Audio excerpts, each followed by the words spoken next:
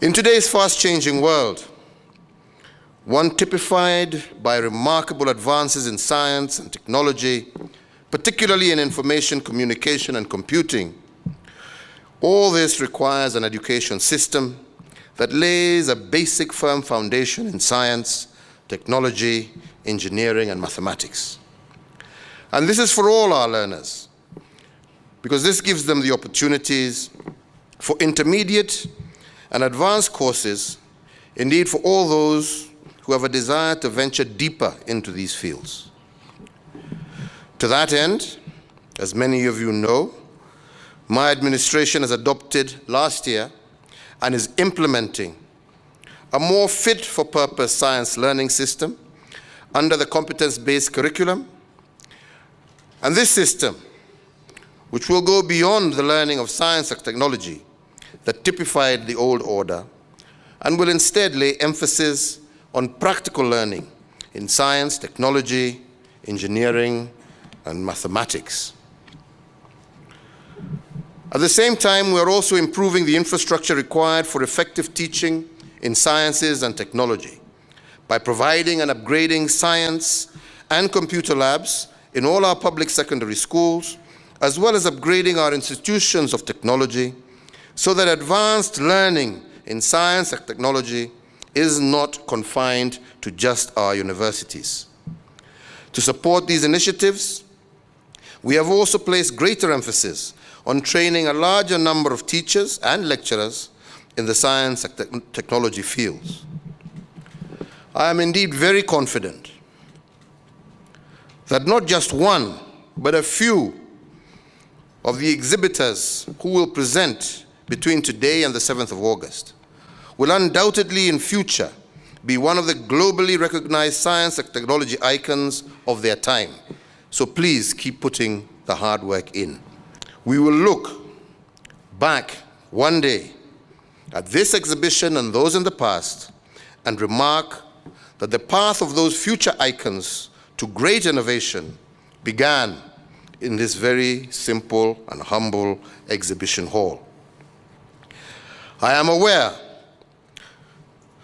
this national exhibition is a culmination of grassroots and regional competitions whose winners are exhibiting before us over the next few days.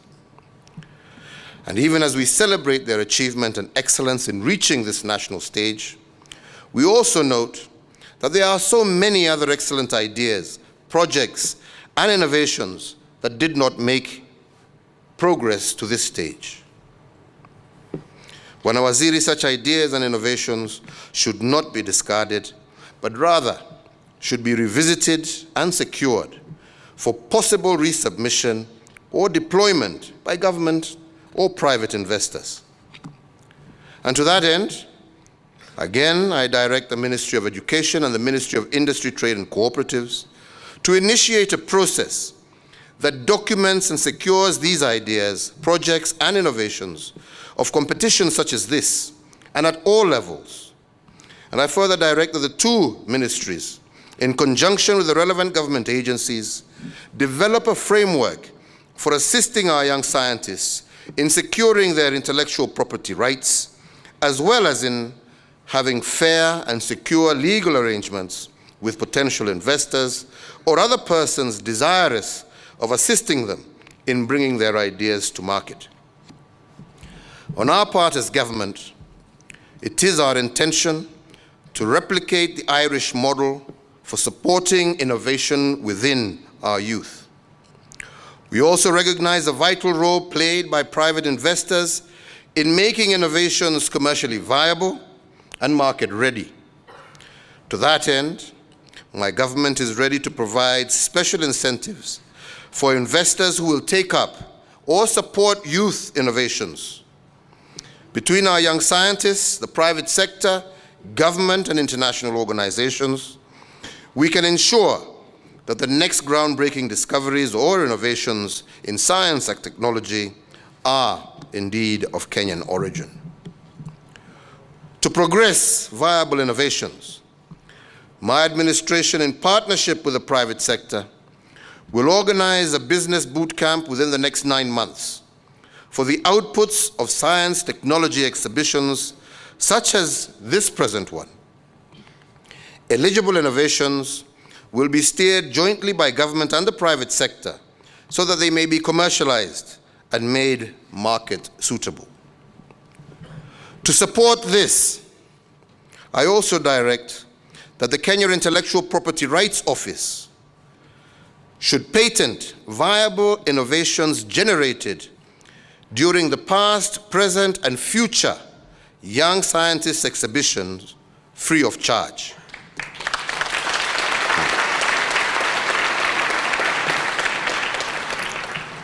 Further, and to encourage linkages with industry, I also similarly direct that a waiver of trademark fees with respect to all innovations emanating from Young Scientists exhibitions beginning with last year, 2018.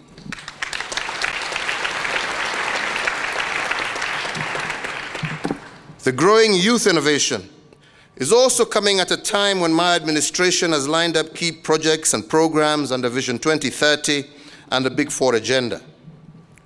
I therefore today challenge our young innovators to make their contribution to the accelerated realization of the Big Four agenda by coming up with innovations and technologies that can transform the lives of ordinary Kenyans. Focus on cost-effective innovations for enhancing our food and nutritional security, housing, universal health care, and manufacturing will indeed be highly appreciated.